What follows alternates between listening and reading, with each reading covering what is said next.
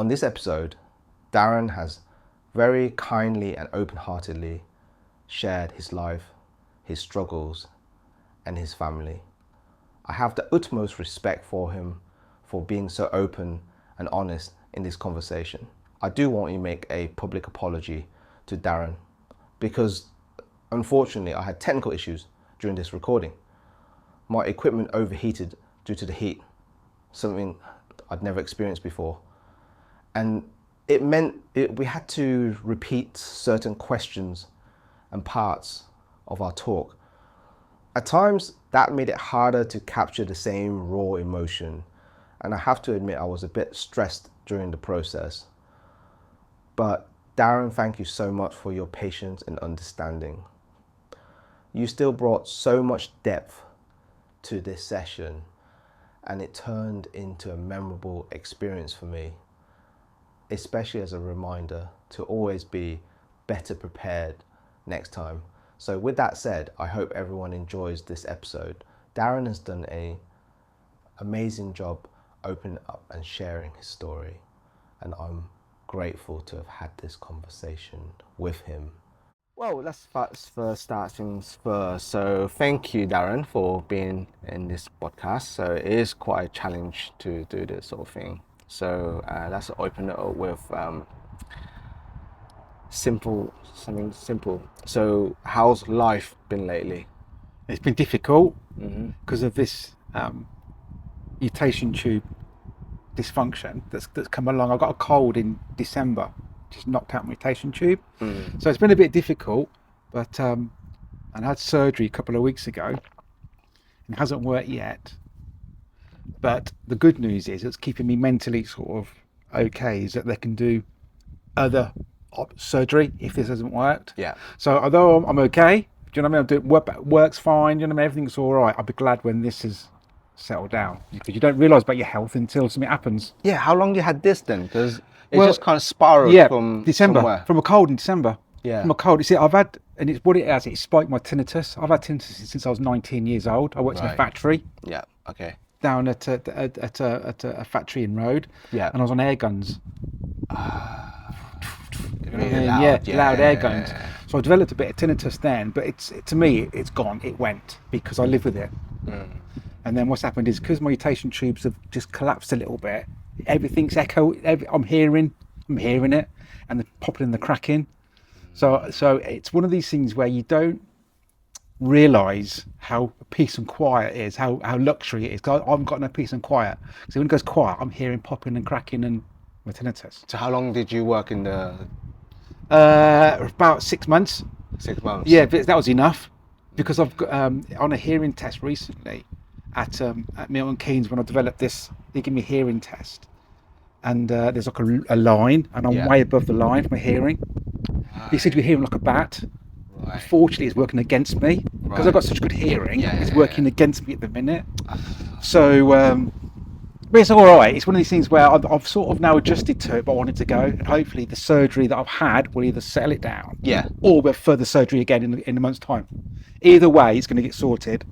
It's just a case of patience. That's all it is, sort of thing, really. What sort of like indications that were saying this is quite bad, I need to get it checked out? Like what happened? Like, well, I was just, I went to bed one night, and I thought I can hear the ringing. I can hear my tinnitus. Normally it's so quiet I don't hear it, but when you turn a TV, you turn a TV light down, you've got the interference noise and like a high pitched noise. That's what I'm hearing. It's as someone's left a high frequency TV on the corner. Even now I can hear it. It's like someone's left a TV over there. Is that ringing noise? That's like it. That? That's it. That's it. Exactly. Then my mum might have the same thing then, because she's been lately saying that I've been hearing this.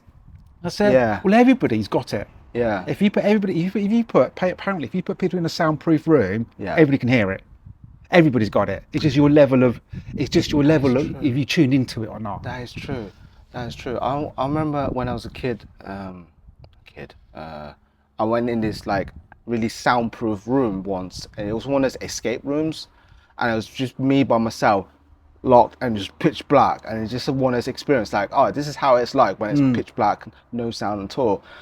Literally 30 seconds I can hear like that sound you talk about. Yeah, or whooshing or something. That Your whooshing heartbeat. going, Yeah, that's it. I was That's like, it. this is weird. Yep.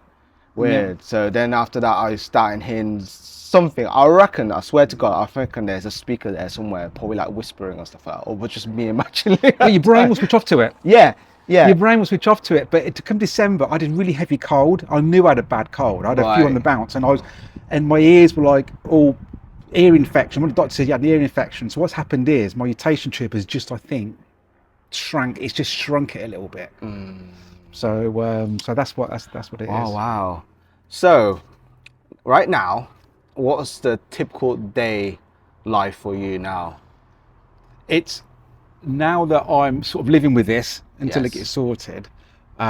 It is just a case of during the night now I have to have something on playing, like music or something. So in the morning I wake up, it's like music, so I'm constantly around sound. Yes. So I get up. I've been trying to get to the gym, but I've been struggling Yeah. to get to the gym, because work to me is the most important thing to keep the roof over my head and bring an income in. So typical day now is I just have to get up and I have to get to work. That's my number one priority. So it's up, then, because I only work Brat Mills. Yeah, down the road. Down the road. It just goes, get up, get to work, and prioritise my work. That's my absolute priority at the moment. So it's just been doing that, and then literally just repeat. And it's just a case of, while I'm waiting for this to settle down. Yes. While I wait for this to settle down, normality of up, gym, work, and then cinema or something. It's took a bit back burner. I've had to prioritise work. So just up, work, home, repeat. Does it affect your performance in work? No, but it has meant that I've had to take a couple of weeks off recently because of it. So when I was having a surgery, I had to take some time off. Yes. I'm not going to say it's impacted my work, but it's made me not 100% myself at work. Yeah. So people know something, because I'm normally quite bubbly and chatty, but I'm just want to head down, focus on my work and get my work done. I think that same goes to a lot of people. Like myself, I've got like a niggle on my shoulder.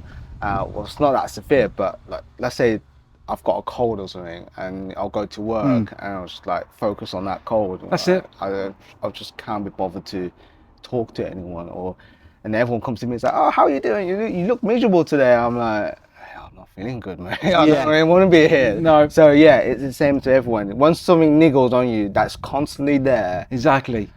You just can't focus, no matter how happy it is. Some people are able to do it. I'm just not that type. I can't do it. I don't know. I'll get that. If I got something on me, or like when I'm going through, while I'm trying to do something else, I just can't get myself out of it. So though I focus obviously on work, you're right, this is still niggling at me. So I'd be glad to get it sorted. Now I can sort of be back to my old self. Have you got a date for it yet? No, I'm seeing the surgeon 9th of September again. So it's by the 9th of September. Yeah. He said it either would have worked. The surgery we did a couple of weeks ago would have worked, which is great. Yeah.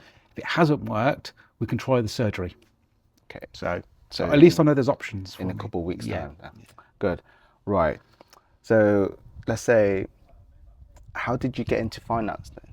So when I worked at the factory was in the village I grew up in Road. So in Road there was a factory there that my mum was there and people I knew worked there. So straight from school I went straight to the factory. Okay. And I was working in the factory, and then a friend of mine, Nick, he worked at Barclays or Barclay Card, because everybody from Northampton worked at Barclays Card sort of thing. So he said, why don't you apply for a job there? So how I got about it was just a friend of mine just, why don't you apply? So I did. And because I was working at the factory, and I thought, okay, let's try Barclay Card. And then I got the job. So it's only because it's a local employer. So that, because it's Barclay Card is one of the biggest employers in Northampton, or it was back in 1990. So it's just a case I fell into it that way, rather than actually at school going, I want to work in finance. It was definitely a case of, it was local, and somebody said, why don't you apply? So I did. And that was it. Through your friend. Through a friend, exactly. So, yeah. And then now has been, how long you been in? 35 years. In the same building. Same building. Well, no, No, because it was in town centre. It was in Greyfriars. I don't know if you remember the old bus station in Northampton. Oh, yes. I worked above that. Oh, so yeah, I came I've been here. How long been here now? 26 years now. So obviously the bus was still there, but the above it was empty for Yeah. so long. Yeah, but Yeah. that's where I was. Oh, that's where it was. That's where I was. Yeah, because I'm in a certain part of the bank, and we were based in that building. So so I was there until 1996 that's when they built the This new one. In the new main office here. That's So I good. moved. It's better for you now. 'Cause Definitely, yeah, exactly, yeah, exactly. Because it's a bit of pain in the bum to go into town. Yeah. Especially, it's been empty for a long time. Has Yeah. it been empty since 1996 then? No, because they blew it up in 2010. I know I'm going to say, yeah, 2010. Did you go watch the blue? No, I was running the marathon at the time. I wanted to go watch it, but no, I didn't get around doing it. So, no. So let's have a look. Let's go for the next one. So that's the question, isn't it? It says you've been in finance for decades. Yeah. So what's one key lesson about money or work that stuck with you through the years? I think when it comes to work, I always thought that I'll go do the same job forever. I've done so many different jobs in 35 years. Different departments. Different Yeah. So I know it's an old saying, but literally it changes all the time. Every day to every week, there's always a change. Something's changing. Right. Something's going on. Yeah. And then someone will come up to me and say, "Do you want a job working for me?" So next thing you know, you're applying for another job. Yeah. And you're in a different department, and then you're going off learning something new, because there's so much variety of different roles. Yeah. You're constantly changing. You're constantly adapting your work, constantly adapting the role you've got to do. So I went from IT to being on the road for 5-6 days a week. Literally, I was on the road all the time. Oh. So I went from IT, being at my desk day in, day out. Next thing you know, I was zooming around the country, seeing customers. So it's just amazing how it can change very quickly. The environment. Oh, interesting. Yeah. Interesting. Yeah. I would never thought. Well, now you're saying that, yeah, you do see a client in person about. Yeah, I've heard about it, but yeah, I never thought it'd be that many different roles. Like, would you be able to say like how many different position or roles are there in departments? I've had probably over my career, I'm going to say probably at least 15 different roles, if not more. Yeah, different changes of roles. So when you start, you do one job, and then you say, "Oh, because you get to see. Okay, I like that. Okay, perhaps I can do that." And then you speak to the manager, and they say, "Yeah, come and work for me." Okay. So then you go work there. Then you try that for a year or two, and then you can work in somewhere else. So I think unless you're got a specific role like tax, or you've got a specific role of something like a specific area you want to work in. You can just diversify across the different jobs. It's like 1 minute I was in IT, next minute I was on the road, next minute I was in a marketing position, next minute I was doing a digital business. So literally you can change as much as you want. Okay, so let's dive deeper in that. So which was your favorite department to work in? My favourite would have been up to like a couple of months ago. If you'd said to me your favourite one, it's when I was on the road. I was out seeing customers. Yeah. About 4 or 5 times a week. I was in London, I was in Stockton, I was in Brighton. I was literally on the road all the time, seeing customers, which I absolutely loved. Yeah. Which is a real satisfying job. Yeah. Because you go to a customer, they've got a certain issue, you're there to fix it, to help them. So I really loved that job. But then I did another one about 10 years ago, which now looking back is probably my favourite one. We had to change scheme for most of our customers. So there's Visa and MasterCard sort of thing, which are the main schemes. And we had to do a big migration of customers. Okay. So I really enjoyed the movement of moving customers from one scheme to the other. So you'd be like doing a cold call? No. What I was doing, I was physically moving customers' cards. So say you had, for example, a Visa in your card. All of a sudden, we'll communicate to you and say you're going to get a MasterCard now. So I would, in the background, move you from one scheme to the other and send you out a whole new card for you to use. So technically, I sort of, we sort of actually physically had to move customers from one scheme to another seamlessly Right. without the customer knowing, as Yeah. in technically behind the scenes, but then they'd get a new card. So all that, I loved the whole mechanics of working Okay, and the interesting. background. While we're on this topic, I never actually understood or really looked into it. What's the difference between a Visa and a MasterCard? Nothing apart from the badge on it. Is that Both are it? exactly the same. They're two different companies, obviously. Yeah. But in essence, what they do is the same. They issue you with a card. Right. Well, a bank will. So a bank will be either Visa or MasterCard. Can be both. Yeah. So like we are multi-scheme. Yeah. So we can issue you with a Visa, we can issue Right. you with a MasterCard. But in essence, it's the same kind of job they do behind the scenes. Right. As in, they are card scheme issuers. Yeah, because I remember when I was a kid, my mum and dad had an issue with a MasterCard that it was not accepting. They only accept Visa cards. That's it. So That's not so much prevalent nowadays. yeah, that was a long time ago. It would have been. So it was just like saying, "Oh, we don't accept MasterCard." I was like, "Well, what's wrong with It's MasterCard?" on parity now. So Years ago, Visa had the march. Yeah. You're right. But now they're on parity. so that makes sense. So if you accept Visa, you'll accept MasterCard. Yeah. But ultimately, it depends what sort of bank you go with, Yeah. what they predominantly want to issue with. Oh, nice. Okay. So this will fit next question. So what part of your career or life are you most proud of when you look back into it? Yeah, I think it was definitely that massive migration we did. Yeah. Yeah, we've done a couple of migrations because obviously working in the finance sector, there's always something happening where we have to move with the time. Yeah. We have to upgrade Yeah. and move. So I've been through a few migrations where we've had to physically move customers Yes. from a product or a system to another one. But to do it seamlessly without the customer knowing is the bit that I've actually enjoyed getting to build that process. It says, right, behind the scenes, we will move you, and you move, and then the customer doesn't know any different. It's like if you knew something, if you saw a problem, then I've done my job right. But by making sure that it works smoothly, seamlessly, we can then move you and do stuff in the background. So my scheme migration was probably my biggest achievement. So as a individual like myself has no clue about that, if you come up to me and say I want to move the scheme, then you're trying to convince me to move it? No, no, we will move you. This year we'll move you. Yeah, we'll move you. We'll move you. So we will communicate to you you'll get a letter to say that your card number is changing. Yeah. And you're going to get a MasterCard now. Yeah. There's nothing for you to do. When you get your new card through the post, destroy your old one and start using your new one. Easy as that.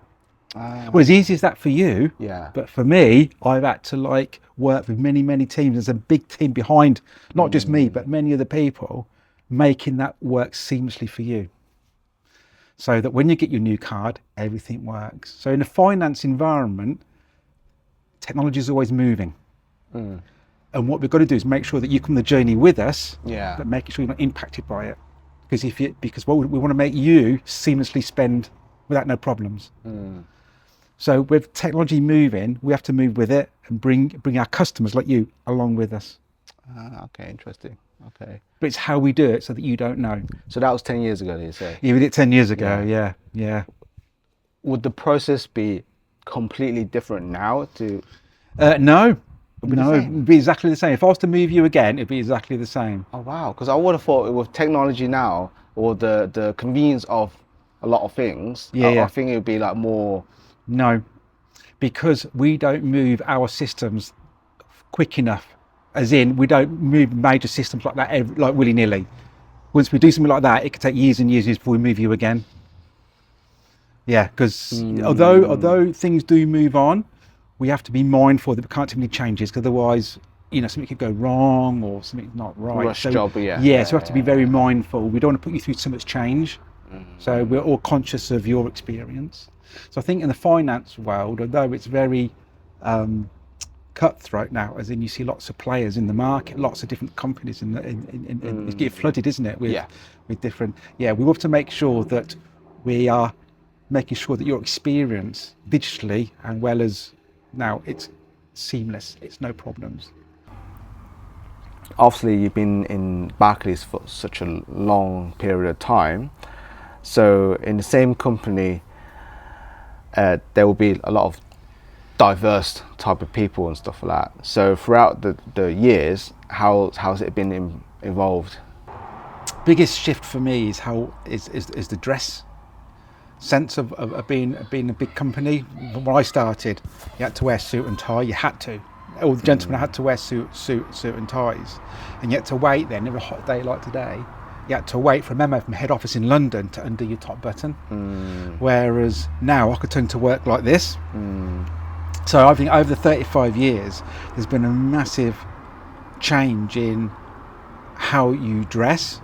And not only that, I think that then comes through to how you work sometimes as well, because people are more relaxed in your clothes. You feel more relaxed in. Yeah. So I think being forced to wear a suit and tie when you don't want to wear a suit and tie, you're not going to get the best out of people.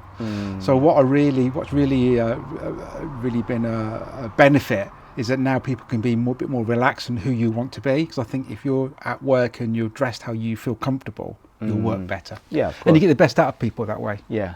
Rather than force them to wear a suit and a tie, the old stuffy days like banking used to be. Do they bring out like uniforms for Barclays? Yeah, so it's funny enough, if you go to a branch sometimes, I've never worked in the branch, but then if you've seen the branches, they wear a certain colour blue. So you're right, I think if you're customer service in a branch, you have to wear you're given like a certain colour to wear and suit and tie. Whereas if you're customer facing, like I was many years, you have to wear a suit and tie. You just got to wear a suit and tie, look smart. Yeah. But even now, sometimes when you if you go to a meeting, so depending on don't know what the customer wants you to wear. Some customers say it's a dress down day. Dress down. Everyone loved that day. Dress down day is one of the best. I remember years ago, dress down day. I loved dress down day because something you did for charity. Oh yeah, that's it. I do it for cause and means. And that's stuff it. Like that. That's good. So, what do you think of the work ethic now then, since when you first started, comparison to now? The biggest shift is how technology has helped us to work round the clock. I mean, a lot of people, you still got to do your hours, but you can change your hours. So you can work really early in the morning till lunchtime. You can work lunchtime to the evening.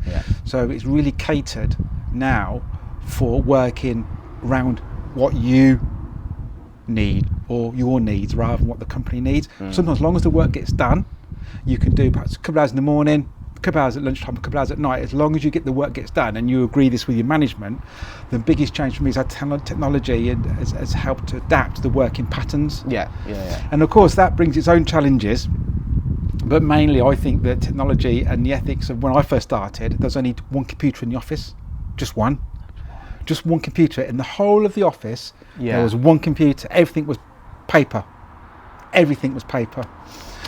Whereas now, obviously, everyone's got laptops, which means you can work remotely, and also you can work your hours perhaps around child care or hospital appointments or dental appointments. So you can actually shift them around what you need to do, rather than you have to do our 9 to 5.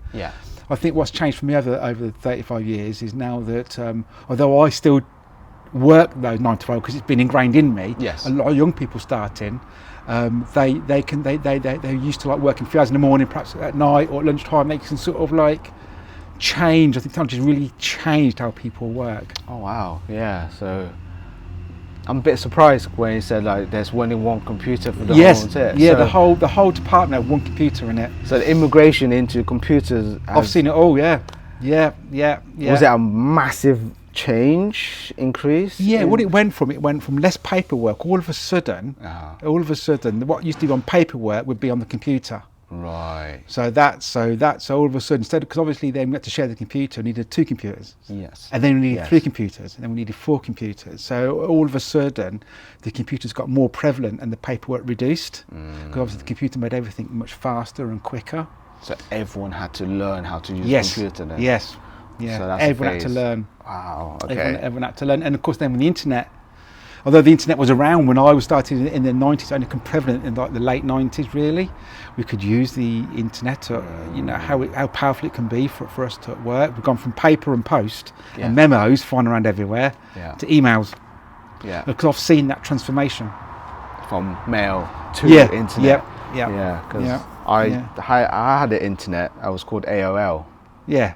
Yeah, that was the first dial-up. America Online, I think it was. Yeah, AOL. Yeah, exactly. AOL, yeah, dial-up, and then Yeah, I remember billing my dad 90 quid for that month. yeah, yeah. He was not happy. No, He was not no. happy. That back then, 90 quid was a lot of money. But obviously, from a work perspective, going from obviously memos and paperwork and post Yes. to emails, electronic data filing. You just send a data file to a company rather than putting it into paper and posting it off. Yeah, yeah. What took weeks took now days. Yeah. So there's been a massive shift in how quick we can react and do things. Yeah, and now you like write a summary in email format. Yeah, exactly that. Exactly that. It's crazy. So, what do you think are some of the pros and cons that you observed in how the workplace culture changed through the time? The biggest thing for me is that if you go back to the paper based on only one computer, when you left work, you left for the day. You didn't think about work. All of a sudden, with laptops, phones, and Blackberries that we had back in years ago, when you leave the office, you're still connected. So you'd come home and your BlackBerry would go. Back then, years ago, or now your mobile phone, you'd hear like a Teams message, or you'd hear an email come through. Yeah. So the massive change for me is that you've gone from 9 to 5, Yeah. 24/7, 7 days a week, if you're not careful, because you're permanently connected to work. It's learning then to switch off, turn your phone off, so that you can make sure that you disengage from work. 'Cause otherwise, if you're not careful, you can constantly be Conscious of working, all the time. Whereas years ago, when it was just one computer and paper, you didn't, as soon as you left work, nothing you could do. You didn't know. So ignorance is bliss, because you didn't know. Yeah. Whereas now you think, oh, let me just check my emails. Yeah. That curiosity and stuff like that. So yeah. Yeah, but I suppose a lot of people are used to it. Whereas I think, I remember when you left work and you just left work. Well, this is the thing. Now this is why a lot of people have mental health or stress or overwhelmed stress, because you're unable to disconnect, because with the technology now these days, you're so connected no matter what you are. No. But back then when you said it's paper, work stays at work. Exactly. And there's no other way to connect to it unless some boss calls you a landline at home. It's like, oh, can you do this? Which never happened. Never happened. Never happened. So your daughter, Mm-hmm. she's your pride and joy. She is. And you, as being a father, how's that shaped you? All of a sudden, you're not thinking about your own life anymore. You've got someone else to think about, and you've got someone else to love and cherish, because all of a sudden you've got this bundle of joy that you've got to love and cherish and bring up, and you've got to impart your own morals and your own style of parenting on to them, sort of thing. So all of a sudden you sort of think, okay, your own, whatever life may be, right, I need to make sure that is this right for Indies, am I saving enough, am I doing the right stuff, is she eating well enough, sort of thing. So I think for me, all of a sudden you stop thinking about yourself, and you start thinking, I need to be a good role model and dad. Yeah, because being a dad is sometimes there's no real book for it. You just got to crack on. Yeah, of course. But you take a lot of your own experience from growing up, about your own parents, and I suppose for you, obviously, your parents shaped you, and like my parents have shaped me. And then, but you want to take the best of what you were brought up and making sure that you can replicate that for your own daughter. So for me, doing the best I can for Indy has been absolutely. I think the key thing for me is being there, because sometimes when your childhood, you don't sometimes always see your parents, they're busy working. So for me, being present with her rather than being at work is something that that really helped me, and it shaped our relationship so much better for me. Yeah. It's just being there for you. That's the main thing. That's the main thing. Just being there. So that if she says to you, Dad, can we go out for a drive? Dad, can we just do this? Can we just go there? You can. I'm not worrying about work. You're not worrying about anything. You can just be there for your daughter. Be present for your daughter. Exactly that. Exactly that. Considering how life is situation for Exactly. what your daughter's going through and stuff like Exactly. And that. also, So, you know, you look at your own childhood, because sometimes you think, okay, what did I miss out on? And sometimes you just having the presence of your family around you. So I think for me, the critical thing for me is just being there when Indy needs, sort of thing. So rather than her, because obviously being an only child. So for me, I wanted to make sure that I was there for her. is that from your like child experience Yeah, that sort of definitely. like sort of Yeah, yeah, defined it? yeah. Because my father was in the pub trade. So when you're in the pub trade, that's a 7 day a week. 20. You know, it's not 9 to 5. Yeah. So innit? when your dad's in the pub trade, it's very difficult for him just to drop everything to come and see you, because he's got a pub to run. So, which I totally understand and totally get. But you know, so it's very important for me that I wanted to be with Indy, you know, a lot. So we go to cinema together, we go shopping together, we go for walks together, we go out for a drive together, sort of stuff. So just making most, especially in those teenage years, those forming years, I wanted to make sure I was ever present for her. That's quite interesting. So that relates to my sort of family being the Chinese takeaway and stuff like that. So you understand, like, they work, well, not 7 days, but 6 days a week, Yeah. and then they would not want to close the shop at all. When we go on holiday, it's either me, my dad, and my brothers, and mum will stay there and look after the shop, and then, or there, on a really rare occasion, we'll take one shop closed for a week, and everyone will be like calling through voicemails like, "Why are you closed?" Like, everyone just want food, and like, That's trouble in the service industry. any service industry, you just can't switch off because people want to get, and then you think like, what about me? So, but it's the industry you chose, and it's a difficult one no matter where you are. And I suppose I've been lucky when I worked in finance, because obviously traditionally finance is a 9 to 5 job, which means then when Indy's at school, I was at work, and in the evenings I had time for her, whereas other fathers don't get that because they might work in industry where they need to work in the evenings. So I'm very lucky that you know, the industry I worked in allowed me to have that nice time with Indiana, which is growing up, help with homework, then go out for a walk, go something to eat. Yeah, that's why my mum pushed me really hard in the education, where don't be in the food industry, because if you do 9 to 5, like you said, you have time for your family and future and stuff like that. But if you're working in Chinese takeaway, when you're finished work, you're at home, I'm busy working. Yeah. So I can see the sense of like what they're trying to achieve and stuff like that, because being a foreigner come to this country trying to build, it was pretty much What? the food industry, unless you're fortunate, like some other people my father knows, is like they come in the school system and able to get out early in that food industry and be a doctor or dentist or those kind of things. So this perspective where my dad had an option to become a dentist, but because my granddad's business needed him to help for building the business, so he decided to take that opportunity away and just went to, and he still sort of mentions like, if I took that opportunity, Yeah, of course. what sort of direction would we be in? But that's the thing, is it's so unknown. But back then, we're talking about 50 years ago, the profit margin in the takeaway is huge. Yeah, of course. It's huge. He'll say like a bag of rice probably costs about £5, probably about this big. It will last for like 2 months. Yeah, so the profit on that was massive. And it will cost like a £5, I think. And they'll sell rice probably what, £1 or £2, and like I said, there you go. The profit margin is like over 3,000. There you go. So, but yeah, I know that feeling. But this is about your daughter. Right. So your daughter has gone through quite a lot of health issues wise and stuff like that. So how did you stay grounded through those challenges? So with Indiana, with her back and scoliosis, things like, for example, going for a walk might hurt her back or something like that, obviously because her back was quite sore.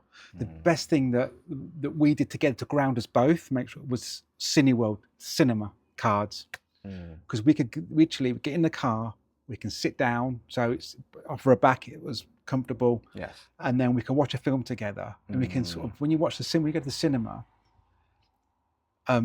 you forget your problems a little bit on the outside. You leave them on the outside. Yes. Because when you're at home watching a film, you can pause it. You can look at your phone. Whereas in the cinema, you can't look at your phone. You're not meant to look at your phone. You can't pause it. You're there with everybody else. So for an hour or two, you're disconnected from your phone. You are having a shared experience with other people, and you're just enjoying a film together. And then when you come out, you can talk about the film. You can talk to other people about it. So that, to keep us grounded, it was the cinema really that did it for both of us, sort of thing, because it's such a nice thing to do. Connection. Exactly. Yeah, that. that's Exactly. good. That's good. What sort of advice would you pass to other parents who are actually supporting their children through a difficult situation? I think, first of all, it's trusting the surgeons and the nurses that will look after you and your child when they go through the, anything that they medically, what they're going through, is to make sure that you have a good relationship with the surgeon, the doctors, and the nurses, sort of thing, because they're the ones going to be looking after your child. And when Indiana was in the QMC, they were brilliant. Absolutely fantastic looking after her. And I think that's the key thing really is to make sure that you speak to them, you have trust in them, sort of thing. And secondly, also is to find something where you can just connect with, especially, because being in hospital is not a nice thing, not a nice experience at all. Yeah. So it's making sure that you make sure that perhaps your daughter, you make sure you keep up if they've got a favourite magazine, or they've got a favourite food, or it's trying to keep some normality. Yeah. So it's definitely having faith and trust in the doctors and the nurses, making sure you feel comfortable there, and then try to keep a routine. Like for Indiana, sort of taking perhaps a favourite food, or taking something that like a game or something where you try to keep it normal as possible, while they're going through these health conditions. That's for sure. How did you go through your mental state? Because actually, it's not going to be easy. Because if my child go through that, anything wrong with them, I'll struggle. Yeah. So when you see, for example, I saw my daughter come out of her first operation, she was all wired up, literally wired up from head to toe, wires and beeps and everything. And that fortunately, that memory will live me forever. It just will. Of course. Yeah. To see your child like that. But I think the key thing is focus on the end result. She's had the operation to help, and that's what you've got to focus on. The long run, it will be for the best. That's what we've got to focus on, because making sure you support her every day. So as the healing journey continues, you're just going to make sure you're there with her, because it's the worst thing to see your child poorly. Yeah. I can't imagine. No, you've got to focus on the end result. Yeah. That really helped me. But now she's in a better position. She is. We're not out of the woods yet with her back, but at least now we know what to expect, going forward, and we've just got to make sure that we prepare ourselves. And Indiana, making sure that she's okay, but she's so strong. Yeah. She really is strong. It's good. Was it 2020 she did? 2020, her first operation. So just before COVID, she had her very first operation, and then she had her last one last year to have the metalwork removed. But it's and we're not out of the woods yet. But Indy's so mentally strong with it, which is good. So when's the next? We don't know yet. We don't know. We're waiting to figure out, because the metalwork's come out. We may have to put some more metalwork back in, but we're making sure we're talking to more surgeons about what's the best approach. Cool. Thank you for that. Right. So now it's you now. So just briefly talk about how you mentally prepare or mentally go through your daughter and stuff. So, but recently you have your own health issues. So obviously I haven't seen you for a while through gym. That's our mutual meeting point. So how did you go through those health issues and also mental barriers at that time? It's because I've never really been poorly in my life. I got to 52 with very little medically wrong with me, apart from colds and a broken arm because I come off a motorbike. So when I got poorly recently, What mentally made it more difficult for me is the not knowing what is in the timeline it takes me to get better.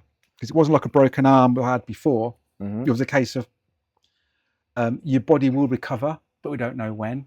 So I really struggled with that concept of waiting and being patient while your body repairs. So, but what's get me through it is family and friends. They really have to keep on the reassurance that things will get better. Because sometimes you think, oh my God, I feel like it's forever. Yeah. And that's a horrible thought to think, oh no, will this be forever? Will this tingling be forever? But what I've learned is mentally to have a bit of resilience and time and patience. And I've still not learned it because I'm still worried. But it's having faith that if there's surgery, it will do the job. Medication, it will work. It's just having that resilience to know that you will get through it. Yeah. Nature sometimes is a wonderful way of not keeping the same position forever. It will move you on. It'll get you better. It's just keeping reminding yourself that you will get better. Yeah, that's the key thing. And mentally as well, keeping busy and working yourself, and just be mindful of your own minds. Exactly. And that's where the motorbike comes into it for me. Do you know what I mean? Biking really has saved me. Yeah, well, that's the next question I was gonna jump into. So yeah, you're a big fan of the motorbike.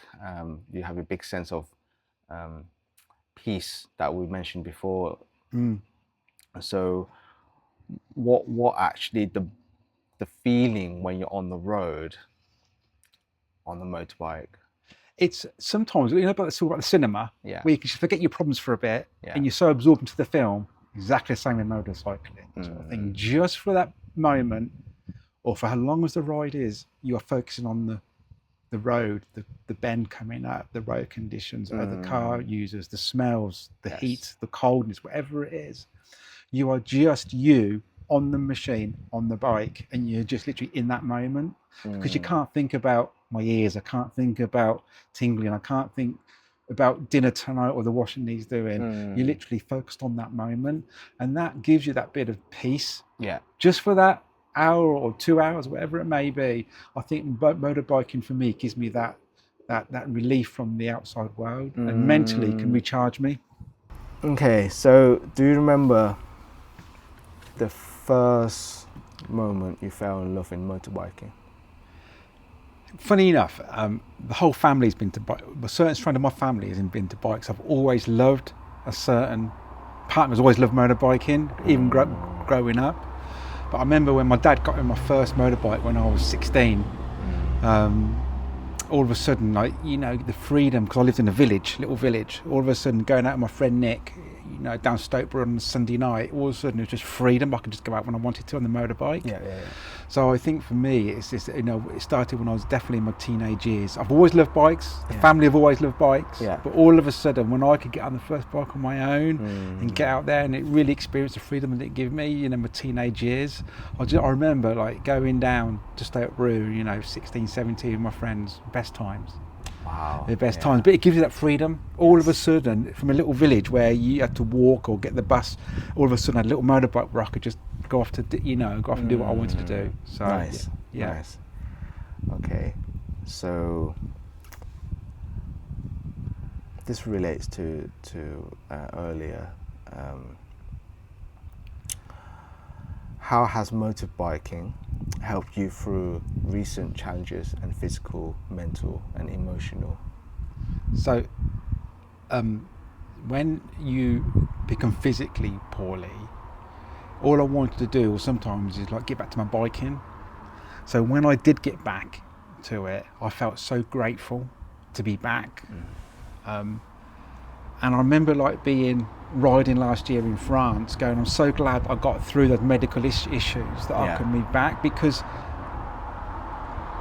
when sometimes you're poorly, you're stuck in that moment of being ill, all of a sudden to then be out on the bike and the freedom that it gives you, it's like chalk and cheese. So and also when you're biking, you can think back to how poorly you was and be so grateful that you got through it with your support of your family and support of your friends. And then all of a sudden you're back out on the road again, meeting people, chatting, laughing.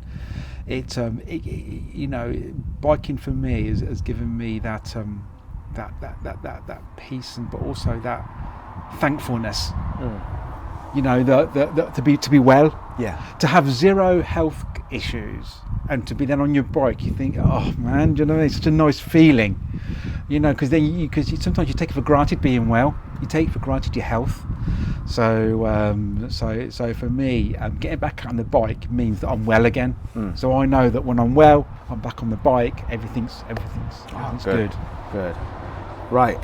Let's get back into the industry and finance. So with the AI evolving so quickly, what's your take of how it affects your finance industry? For me personally, I know for example my job won't be there perhaps in 5 years. The typical bank worker, which I do, like analyst work, that sort of stuff, as AI becomes more prevalent, it can do the job in a fraction of the time. The thing at the moment with the AI is you have to verify what it's producing. So for example, when we use it to like help with a meeting or to summarize documents or something, you still got to check it. Yes. But it's getting better and better. Every time you check it, you think it's done its job. It doesn't need any amendment. It's getting smarter and cleverer all the time. And there's definitely going to be, I think, finance in particular, like other sectors, will be impacted highly by the introduction of AI. For example, like, you go online, go chatbot sort of thing, we can do all that now. Fraud, how it can watch for fraud sort of thing, so much cleverer, the system's getting much better.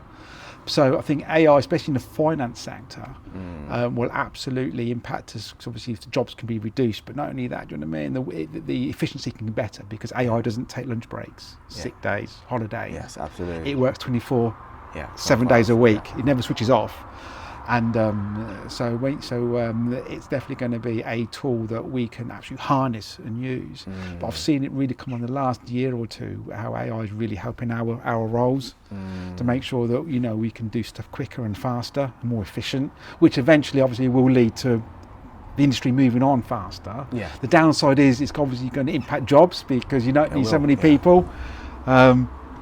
But it could be that the jobs change. So instead of doing my job now, it'll be a case of I can do other jobs within the bank that AI might not be able to touch. But at the minute, though, AI is just absolutely having a mass impact to not only the finance industry, but all industry, really. It's all industry. It's all industry. I mean, it's just not another leaf or another page in a book. It's a whole new book that's going to be written for AI. Do you know what I mean? It's not like the internet. The internet. I remember the internet coming to finance and how that helped. But AI is just going to be just a million times impact. Going to be huge into us. Sort of Absolutely. Stuff. The growth in AI in all areas aspects. I can say it for my area because I'm in the fitness game, where someone individual came up to me and saying like, I had PT before. And it's a bit expensive, so price ranging for about £45 per session. It is quite a hefty price. And then they said like, I'm not really progressing as I want to, so they used a chat GPT, AI just generated and said, this is the issue I have, this is the issue I have, and then it all just completely print out a perfect nutrition workout and routine for people. And he showed it to me. I said, what do you think of it? I said, like, if you didn't tell me it was AI, I would have thought, say, that sounds perfect for you. So for fractional price, 20 quid a month for AI that can help you in all different areas of places. It's scary how, for example, the impact's going to be over the next 5 to 10 years. It will be. For me at the minute, I have to verify it still, especially at work. You obviously can produce stuff for you, but I'm verifying it. But it's going to get better and better and better. Do you know what I mean? So eventually, you won't have to verify it because you trust what it's producing. So I think over the next 5 to 10 years, it'll have a huge impact, especially on my work. Yeah, it is going to be crazy. It's going to be crazy. So, is there any area of your work that you think the AI could really help in the industry? Yeah, I mean, I don't work in fraud, never have, but for me, obviously I'm aware of being in the finance sector of how fraud works. And I think the thing with AI is it's predicting the Yeah. predictive stuff it can do. Yeah. So I think in definitely the finance sector, fraud and house scams is getting more and more prevalent. Right. And I think for me, AI has got to combat that head on. Do you know what I mean? To make sure that we can identify, or in the finance sector, do you know what I mean? To cut down on fraud. I think that's going to be one of the biggest things that AI can help with. So which it will pick up Yeah. things faster. Yeah, than, faster sort of thing. So it's because obviously it's fraudsters are always getting more and more clever, and perhaps they will use AI as well. Yeah. So it's definitely a case of how can any company, do you know what I mean, to deal with scams, making Yeah. sure that none of us are getting fraud or scammed. So I think AI can really be a help in that in that sector going forward. It's also a really good tool, but it's also a very concerning tool at the same time, isn't it? Exactly. I presume, like anything AI, I presume you can perhaps teach it how to do fraud. You can ask it how to teach it. So it's powerful enough to prevent it. Is it can it also help do the fraud sort of thing? So forever you're going to have to make sure that you're competing one step ahead of the fraudsters sort of thing. It all depends who the individual is. How they're using AI. Because I take it AI can be used for good as well as bad, and vice versa, I suppose. Unfortunately, it's more bad out there than good.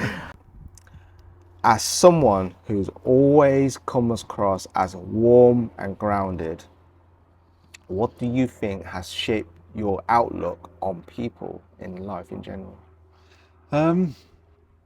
I always see the good in people. For example, when I'm out on the bike, I leave my boots, my helmet, my jacket on the bike and walk away. I know another friend of mine that we both know, do you know what I mean, is a motorbiker, wouldn't dream of doing that. So I think for me, it's my outlook on life as I get older is to make sure that I'm more trusting of people and not to be so thinking perhaps everyone's out to Get you. Yes.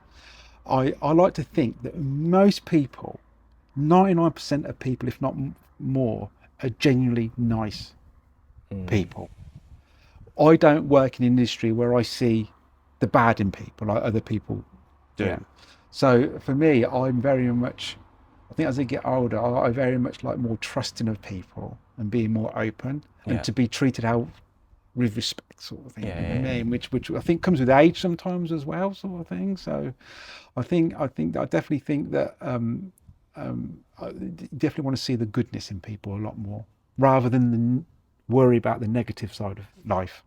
It's quite a rarity because not many people out there like that has your same philosophy and thinking and stuff like that. So, I like to think the best of people, not the worst of people. Yeah. So because most people think, oh, that person's going to get me, or that person think badly about me, or X, Y, and Z. And I think that goes back to I'm challenging a lot of my unconscious biases, which has taken me a time. Because as soon as you meet somebody, sometimes you get an instant impression because you're taught it. Do you know what I mean? That person naturally is going to be bad. That person's going to be naturally good. But I want to challenge that. So when I meet somebody, I don't actually think, oh, they're naturally going to be a bad person. I always like to think they're going to be good people, sort of thing. So it's challenging your biases that we've all got.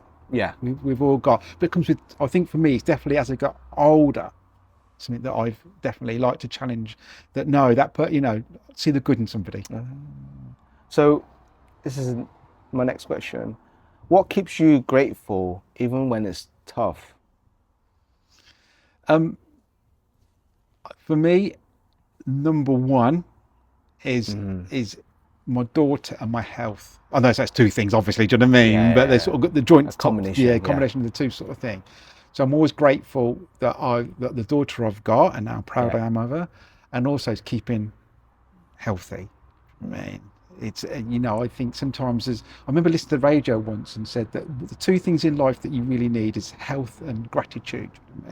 Sort of thing. So I'm thankful that for me, that I'm healthy. I've still got some health issues, but overall I'm healthy. So it's having that gratitude. I think, you know what I mean. Oh, good. But being positive. Yeah. Yeah. What everyone should be, and maybe this is good role model for the people out there listening out there. Because I think sometimes you've always got to look or try to be on the positive side. Although I've been poorly and I've looked at negative, don't get me wrong. I think you've had those moments, didn't you? Yeah. But that's where you need your friends and family to sort of come around you and support you. Yeah, and pick you back up. So looking ahead, what are you hoping to do more of, whether that's personal goals, lifestyle shifts, or just a little bit of joy? So I'm 55 next year, which means I get a little bit of my pension. Okay. Yeah, which means I become, I'll be able to pay the mortgage off. All of a sudden, I'll be debt free. Although the mortgage is the only thing, the house. Do you know what I mean? So I think so I get to 55 and I can pay off my mortgage, and all of a sudden, I think, okay, what do I want? My daughter's got to be 26. 24 now, 25, 26. So I think, bless her, she's grown up to be her own life. Yeah. Less dependent on you. On me. But I'll also be a dad, obviously. But but for me, I want to now start doing stuff, more traveling. So what I'd like to do is when I get to 55, is take a 6 months career break, pack my bike up with my camping gear, get to Calais, and have 3 months in Europe, just me. Oh, nice. On my own. On your own. Traveling around Europe on the motorbike, camping, meeting people, different cultures, different people, because you can go to Spain, Portugal, France, Italy. I want to go into Austria, Switzerland, and just literally just explore the whole of Europe over those months and just meet people. So that's something I want to do more of, because financially I'm fortunate that obviously the pension and the house sort of stuff allow me to do that. So definitely more traveling. Good. But I know everybody says that. Yeah. But I think as you get older, you just want to see a bit more of the world. But you're in a position that you're able to do that next year, then that's good. Good. But I could, if being poorly has taught me anything, is that I cannot not do anything. I cannot not do nothing. I cannot just, because sometimes when you're poorly, you're just in your house all day. What it's taught me is I need to do something. Yeah, you appreciate your health. Yeah. So even perhaps when I retire, perhaps when I'm in my late 50s or early 60s, when I retire from finance, so I've been in finance 40 years then, I want to do something different. I still need to work, because mentally I need to keep busy, but I don't want to be in the finance sector anymore. I want to do something different. So this is leaving a message. Okay. So I'll give you 2 messages. You're going to leave a message for your daughter. Later down life, let's say like 5 years down the line, and you want to leave her a message about this current moment, how you're feeling, how she's going to see it. And then the second one is leaving a message or stating what you feel right now, that if you're 10 years down the line, see this message again. Talk about your daughter, what you will leave her. I just want her to be proud of how I brought her up. So I did my best at all times, and she knows that. So I want her to know, do you know what I mean, that in life when people get poorly, because I've been poorly, and I've seen obviously Indigo poorly, but you will get better. Things don't always stay the same. Things will move on, things will get better, but you've got to believe. So I think the biggest message I will say is to have that faith and belief that whenever you experience tough times, whether it will be medically, that both Indiana's been through and I've been through a bit recently, or work, is that things will get better if you just believe and have faith. Do you know what I mean? So I think that although faith is something everyone's individually got their own faith, whether it'll be your church or wherever it may be, you've got a faith in, you've got to believe in something. Yeah. And I think for me, for Indiana, is my message to be is believe in yourself. Do you know what I mean? That okay. Yeah. Next one, be easier. 10 years later, what message you would give your future self? Don't worry. Don't worry about things. I'm a worrier first. And anxiety has got the better of me sometimes. So I think for me, it's a case of have faith again. Don't try to worry, but also just know who you are and just be true to yourself. on the bottom of my number plates on my motorbike, I have a Latin phrase called Nosci te ipsum. Okay. It's on the grave of Apollo.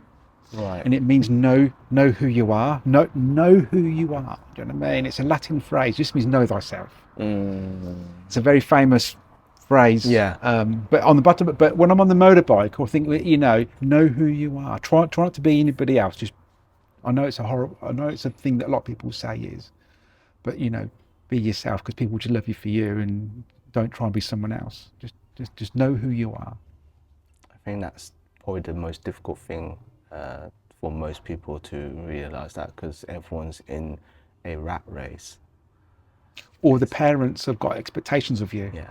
But to know who you are and to do what you want to do, I think sometimes is a very powerful thing. Not only to realise it, but then to do it. Yeah, because people get occupied with life and not realising focus on themselves. Yeah. That's a very difficult Like, thing what to do you want to do? What do you like to do? Instead of thinking sometimes what your parents expect of you or want you to do, think about, okay, what is it that I enjoy doing? Sometimes you've got to do the hard graft and the work, but eventually sometimes I think the message I would give myself is, do you know what I mean? Do the stuff that makes you happy. Yeah, absolutely. I know everyone says it, but you've really got to.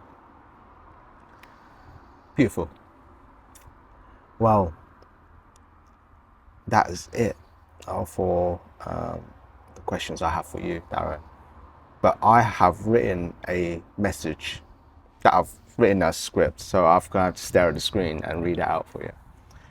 So, Darren, I just want to say a big thank you for joining me on this podcast, and for opening about your life and your honesty. We spoke about some deeply personal topics like your daughter, your health, your challenges that you're facing. But I know that is not easy. For someone who's always been healthy, facing serious health issues for the first time, it was a real shock for you. It led to a period where you stepped back, understandably, to be dealt with physical, mental weight of this past couple of months. But I'm grateful to see you back on your feet, rebuilding on your own pace, and returning to the person I've always known you to be. You always struck me as a refined gentleman, kind, accepting, and always be ready to help others. So from me, from this podcast, I'd like to thank you for sharing your experience, your story with your heart, and I'm honored to have you on this. Likewise, thank you very much. Cheers, buddy. Thank you. Thank you so much.